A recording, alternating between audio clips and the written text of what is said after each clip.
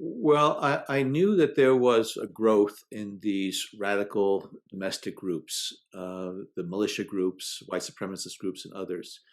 But I never imagined during the Obama administration that we would subsequently have somebody in the White House who would incite violence, quite frankly, by these groups and would encourage them to take their fight all the way to the Capitol. So on January 6th of this year, I was shocked not at the fact that we had individuals willing to carry out these types of violent attacks, but that they were encouraged by not just a person in the White House, but also by many members in Congress.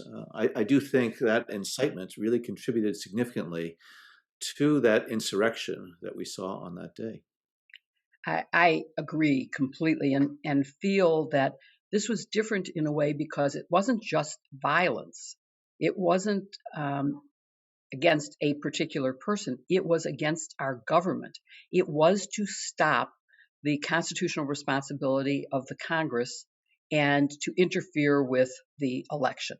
And that puts it in, for me, a different category and makes me wonder, are there changes to our laws that we need as a result of this? Are there new investigative tools that we need? Is there a new focus at any of our government agencies? What would you recommend? Well, I think there's still a lot to be known about the events that led up to the January 6th assault.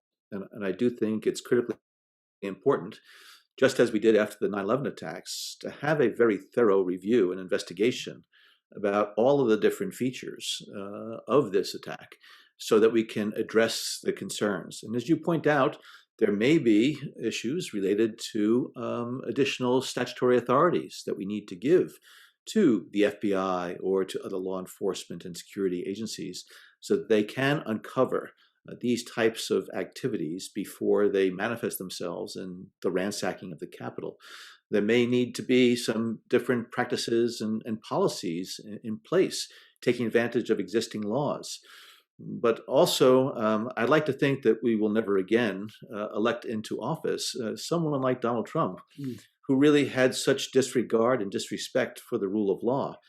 Because despite the wisdom and the foresight of our founding fathers, I don't think they imagined somebody that would be president of the United States who would, as you point out, try to undermine our democratic processes and try to perpetuate his staying in the presidency beyond what he was entitled to.